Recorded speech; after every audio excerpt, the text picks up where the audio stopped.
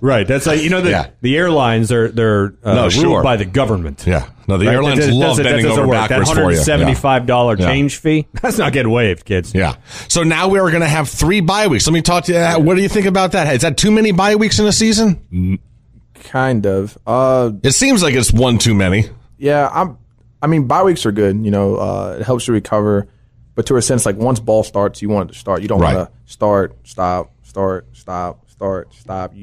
It's too much. And it could help, because you never know with injuries and stuff like that. Like guys have a chance to get their bodies back. But I just remember talking to some of the guys. They weren't really a fan of having 3 bye weeks. I gotcha. Yeah, I'm not a fan of having 3 bye weeks. I'd like there to be a game every week. I just like the fact that it created that first bye week was because it was before an ACC Coastal opponent with Mac Brown now heading up North Carolina. That's going to be interesting. So that was the reason why I did like that, because obviously North Carolina, I don't know what their situation was or if they're going to have a bye week, but now before we play our first ACC game, we have a little extra time to prepare. Here's my issue. We have 3 bye weeks. However, we have a game on October 5th and then a game on October 11th.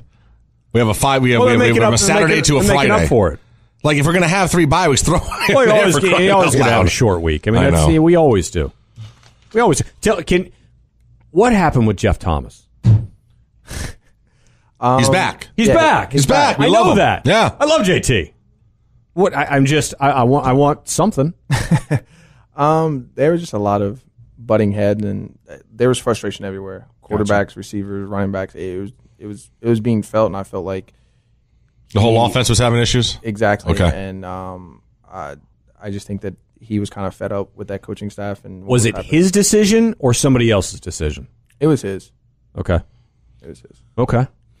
Hard to throw to him in practice. He's pretty fast, huh? Is he too fast? Is he one of those dudes you're like, that would be like, hey, you dial it back down, or I'm, like, what are we doing here? Or eventually, so the biggest thing with Jeff and people don't realize this. So like when they run during practice, they're doing warm up routes, they're doing practice team routes, 7-on-7. Then we got team versus defense, and they have like 3 special teams period.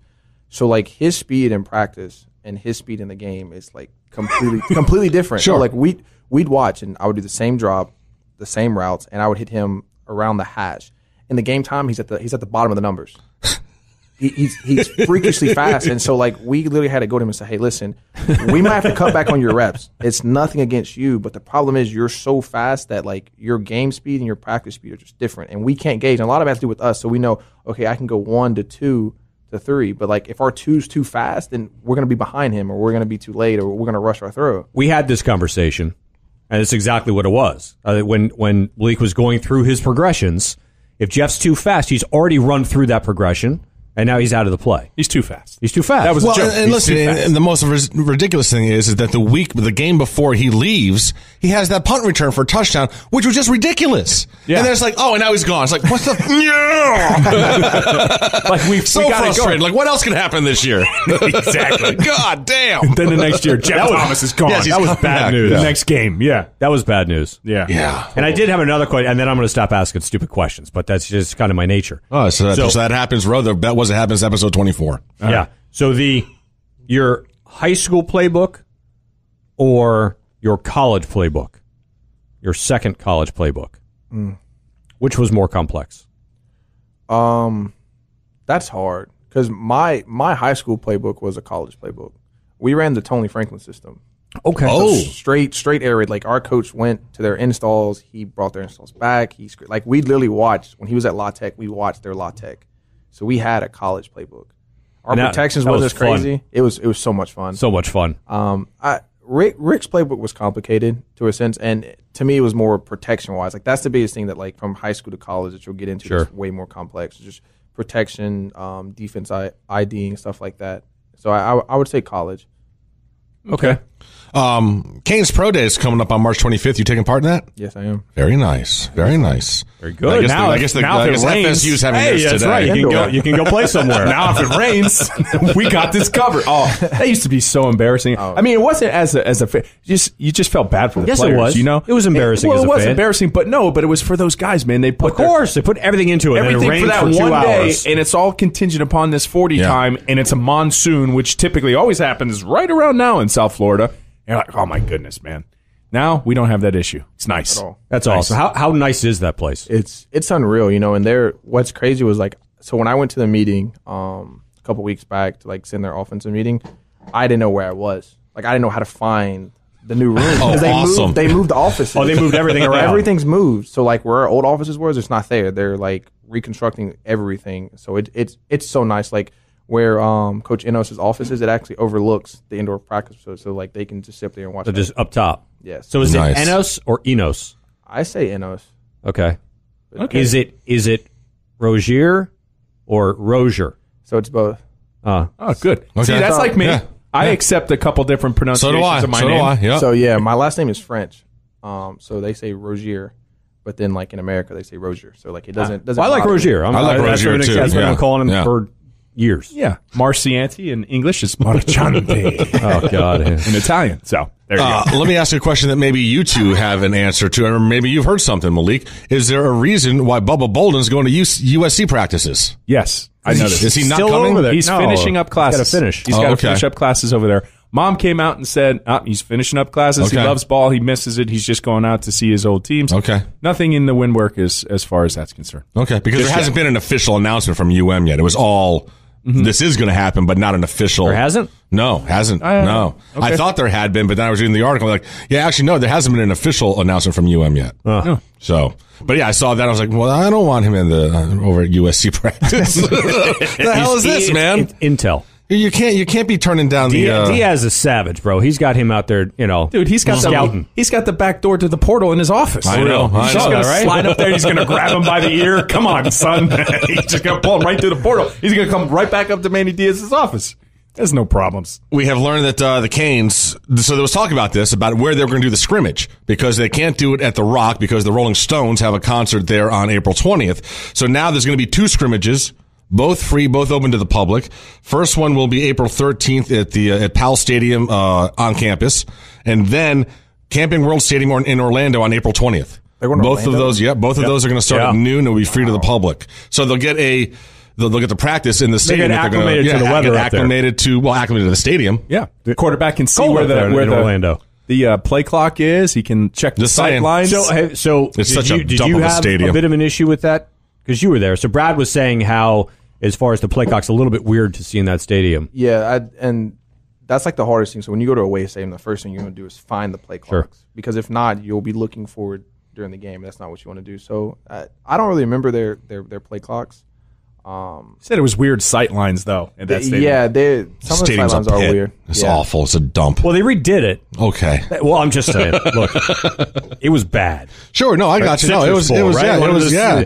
It So, used to be the Citrus Bowl. Now it's the Camping World Stadium. Yeah. It's bad. They redid it. I think they redid the entire thing. Now, All right. I don't know if it's going to make it much better than, whatever, but it's probably not as bad as FIU Stadium. I haven't been there. I haven't either, but Dave Lamont said it's not good. Yeah, no, he not says good at all. FAU is a beautiful one. He said Yeah, that FAU 's nice. FIU, they quit on the job. Remember that? He said Yes, the he workers did, are yeah. like, I don't think we want to finish this.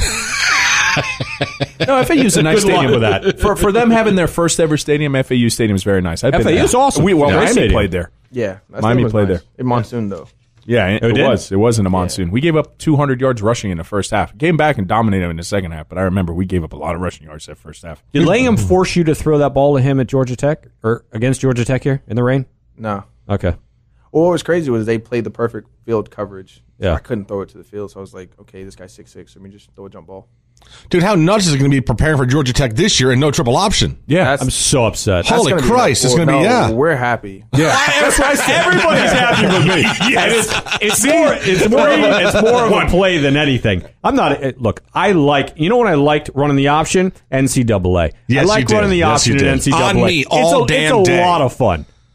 I don't like it as much as I'm not going to say it. No, I'm really upset. No, I'm really upset enjoy it. that it's gone. Yeah. Mm-hmm. Yeah. Yep. You get Our something. defense hated it. But take that. No, it's a scam likely. It's like you had to change everything you did just for that one Well, week. to me, to a sense, so like it's kind of cheesy because your line is predicated on literally cutting somebody. Everybody. yes. and it's injury prone. So like a lot of coaches hate it. Hate it. Sure. Yeah.